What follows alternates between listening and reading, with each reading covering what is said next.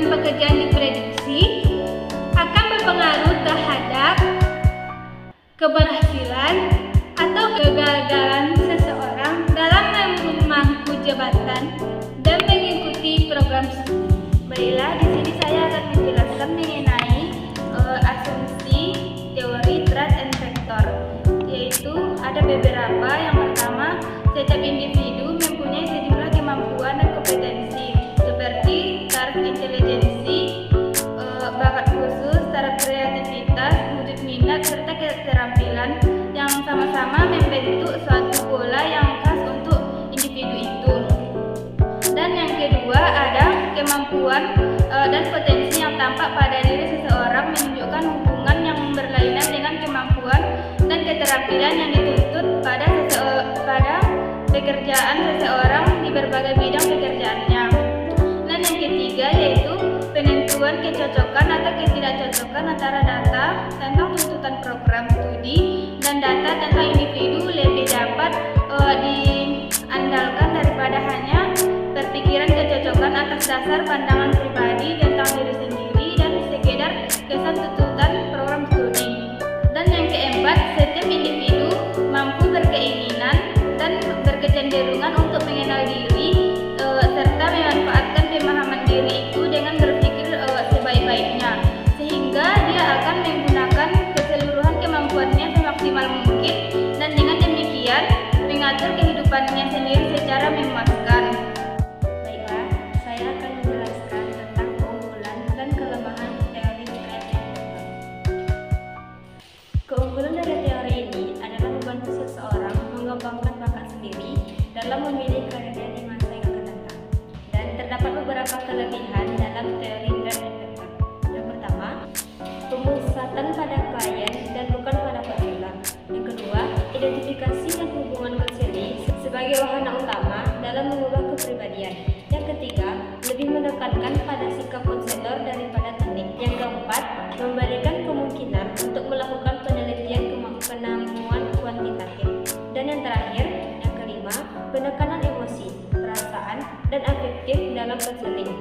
Sedangkan kelemahan dari teori ini adalah terlalu banyak pertimbangan yang ditekankan pada data fiktif. Terdapat beberapa kelemahan teori threat and factor. Yang pertama, berdasarkan penelitian terdahulu yang telah dipaparkan, teori ini hanya bisa diterapkan kepada remaja. Yang kedua, threat and factor merupakan direktif konseling, sehingga kedudukan konselor yang lebih berperan aktif daripada klien. Yang ketiga, peran keluarga tidak diperlukan dalam pengambilan keputusan karir. Yang keempat, belum dapat diketahui apakah terdapat kecocokan antara ciri-ciri pada klien dan kualifikasi pekerjaan, dan ciri-ciri tersebut belum tentu dapat diandalkan secara keseluruhan dengan konseling ini. Yang kelima, membantu klien memecahkan masalah dengan menggunakan sumber-sumber intelektual, yaitu berpikir secara jernih dengan berlandaskan kepada pengetahuan. Dan yang keenam, kurang mengingat bahwa kualifikasi dalam bidang pekerjaan dapat berubah-ubah dalam masa yang akan datang, dan kurang mengingat bahwa trait individu dapat berubah seiring perkembangannya usia. Selanjutnya, saya akan menjelaskan tentang implikasi teori threat and factor. Marinwood mengemukakan bahwa implikasinya bagi seorang konselor mengenai konseling threat and factor yaitu individu mempunyai sifat yang berhubungan dengan okupasional yang bisa diukur, sehingga konselor dapat membantu siswa memahami dirinya, minat, bakat, dan keterampilan yang dimilikinya. Konselor dapat mengimplikasikan teori threat and factor dengan beberapa macam. Yang pertama, individu memiliki sifat-sifat yang berhubungan dengan pilihan okupasional yang dapat diukur. Maka, konselor dapat membantunya memahami dirinya sendiri, minat-minatnya, bakatnya, nilai-nilai, dan keterampilannya. Yang kedua, okupasi-okupasi dapat digambarkan menurut tugas-tugas, menjadi tidak asing dengan tugas-tugas okupasional.